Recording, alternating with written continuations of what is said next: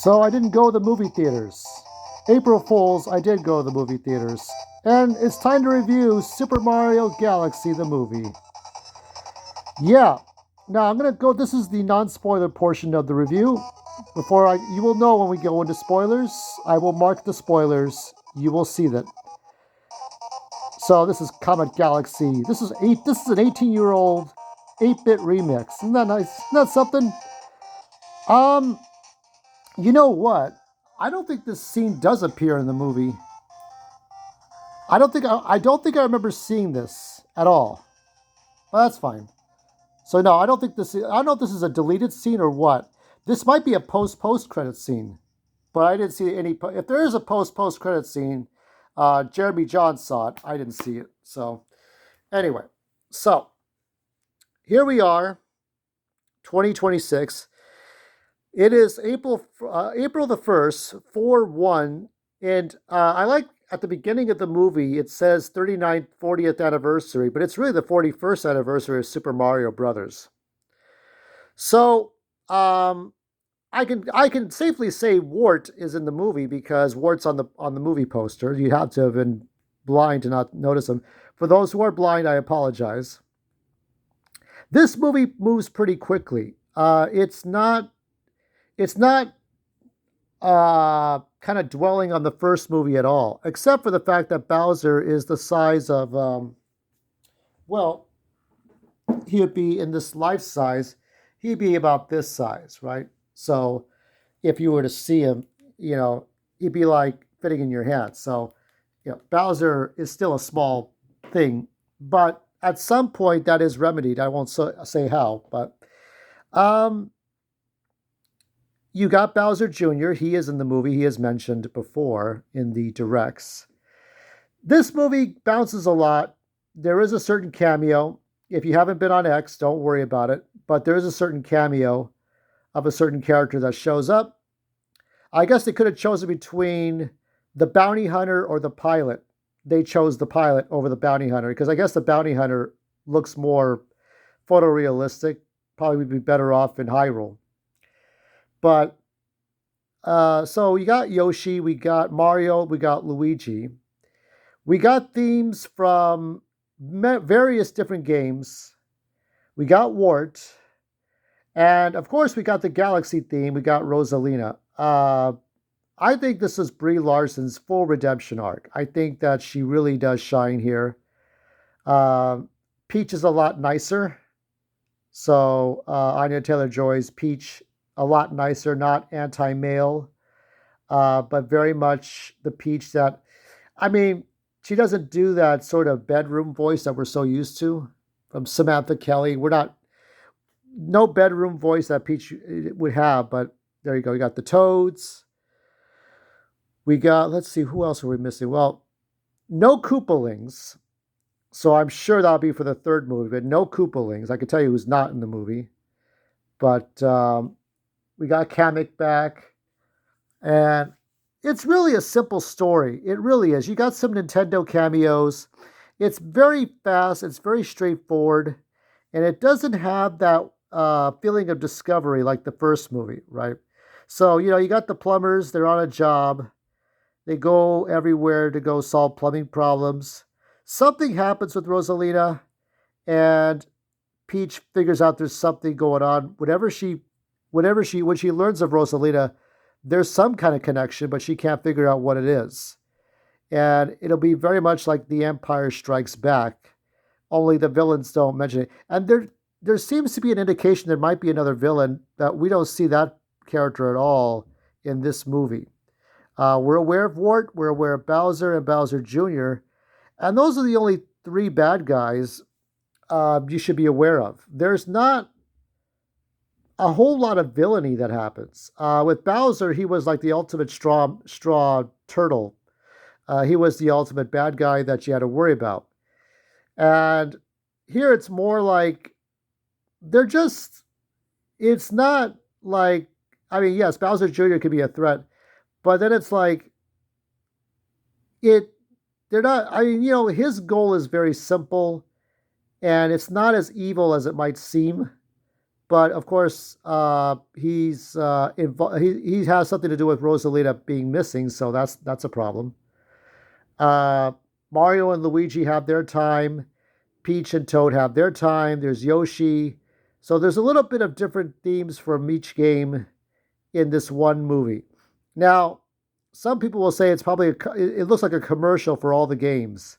But really, it's like we've gotten so far. We've gotten through about 41 years of Mario, including Mario Kart, Mario Kart World, that I think it's fine. It can't, to me, it's better to play the games than to watch the games, right?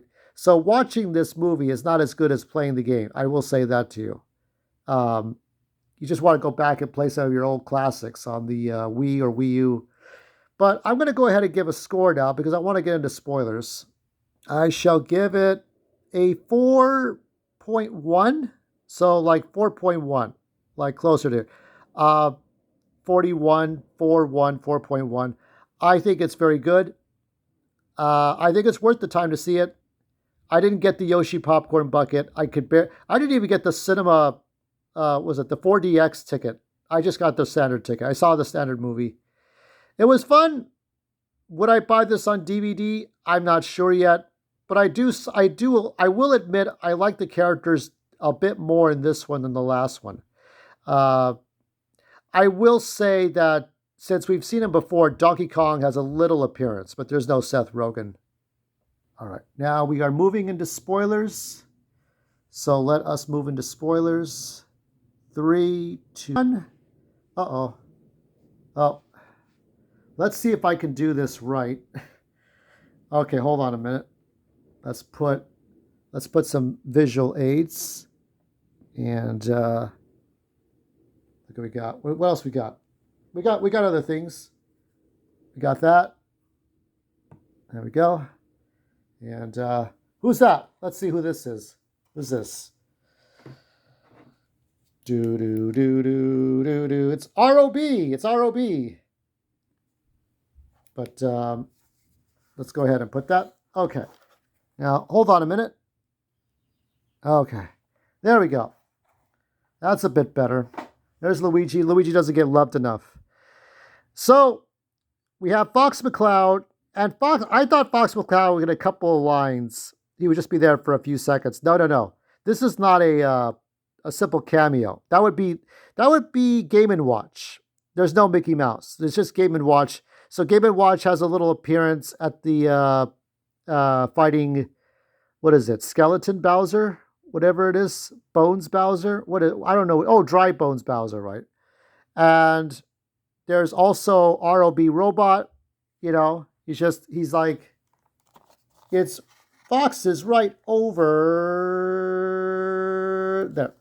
So there's a little appearance by ROB. And so, in case you're wondering,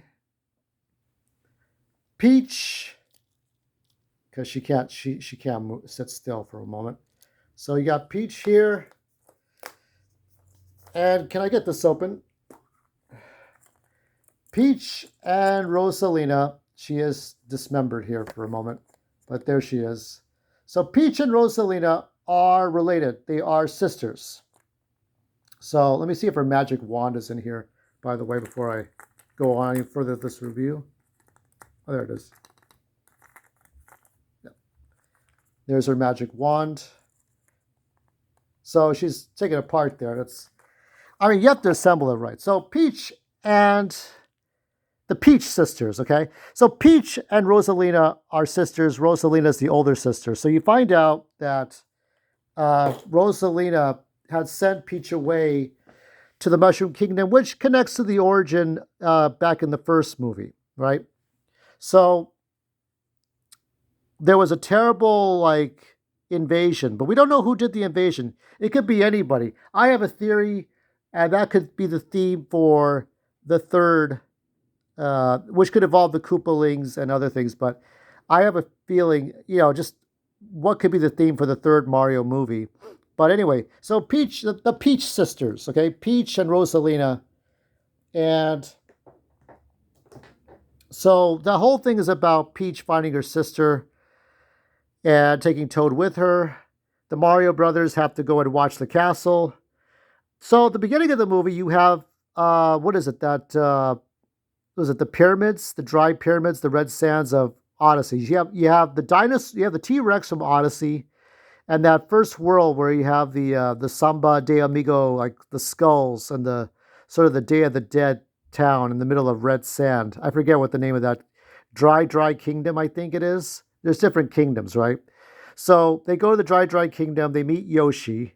Yoshi rides the motorcycle, and then uh, we see Bowser Jr. We see Rosalina at the beginning of this, right? But we go from Rosalina to the robot that you see in Super Mario Galaxy 1 or 2. Then you get to the Dry Kingdom, and then we get to Peach and Mario. And Luigi and Yoshi or Toad, they can't try to get Mario and Peach together. Peach is in love with Mario, but we don't know how that happens. I guess because Mario proves his worth in the first movie that she falls for him in the second movie. So, uh, she does kiss Mario at the end. Not on the lips, I think. So, no. Fox McCloud, though, so we see a little anime, uh, sort of an anime sequence with Peppy and yeah, further exploiting the fact that Slippy the Toad is useless. So you got Falco and Peppy, and they fight the good fight, but he gets lost into a black hole and ends up in the wrong universe. So he ends up in Mario's universe. They could have put Samus Aran or Aaron, but they put in Fox McCloud. And what else? So the Bowser Jr. attempts to rescue his father, who is the size of he's this small, right? So he's small by this standards, but he's pretty big compared to Fox McCloud. Um, they don't fight, by the way. That doesn't happen. So Bowser Jr. attempts. They have a giant UFO where they kidnap Rosalina. So it's Bowser Jr. and Kamek and the Koopas and the Goombas and all that. We see the Goombas more this time around. We see the Hammer Brothers. So Mario's trying to help out Peach run the castle by doing these different World 1 like map type like duties and chores. But then Bowser Jr. with his UFO flying saucer pulls up the castle and then drops it in the middle of somewhere else. And Bowser is back to full size somehow, I think because Mario steps on him. And then they go to the what is it? The one of the characters, the honey hive galaxy, and they see the queen bee, and Bowser's in the rock piles, while Mario and Luigi go out to go and get something to go rescue Rosalina. But Bowser Jr. rescues his father. There's a whole puppet show that happens in a flashback in which Bowser Jr. is about a year or two old. And Bowser does this whole puppet show with the little stage. And he explains to Bowser Jr. that he had to, you have to, kidnap Rosalina. And Rosalina could power an entire planet. So Bowser Jr. goes to boarding school, and then he comes back from boarding school to kidnap Rosalina so that she could power an entire planet that he built. So Bowser Jr., all he wants to do is take Rosalina and have her power an entire planet so he could have his own a planet of his very own and show his dad. So this is more about father and son bonding, whereas the last one, it was about Bowser trying to creepy, like, marry Peaches Geldof. Uh, so it's a very simple, straightforward. You have a little bit of a cameo when the dragon from Odyssey shows up. Luigi paints the Mr. Game and Watch. Okay, we have ROB at one station.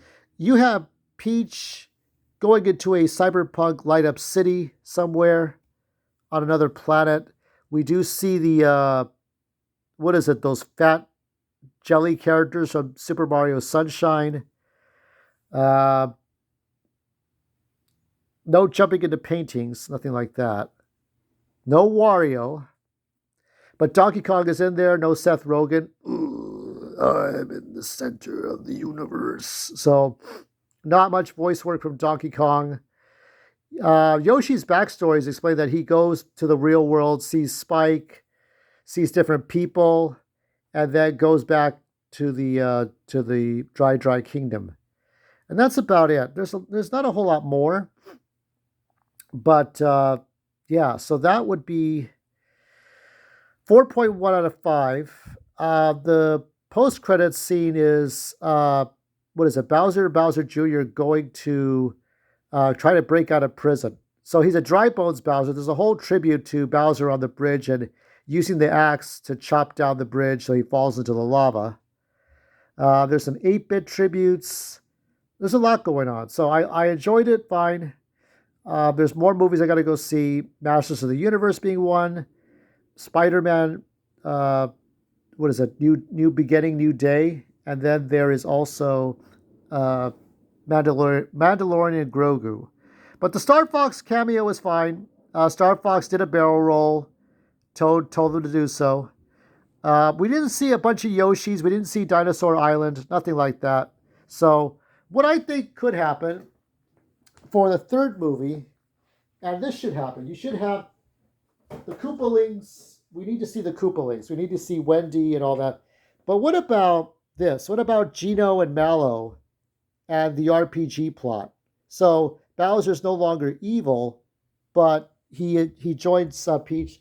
And Smithy's the one that attacked Rosalina. That's my fan theory, is that Rosalina's world was attacked by Smithy, and Smithy's the ultimate bad guy. And so they have to stop Smithy. So that would be, RPG would be a great plot. Or it could be a crossover with Paper Mario or the Koopalings. Like, those are the only things we haven't seen yet. We haven't seen those guys yet. Koopalings, Paper Mario, and Super Mario RPG with Mallow and Gino. Just look out for those things. 4.1, I'll see you again at the movies.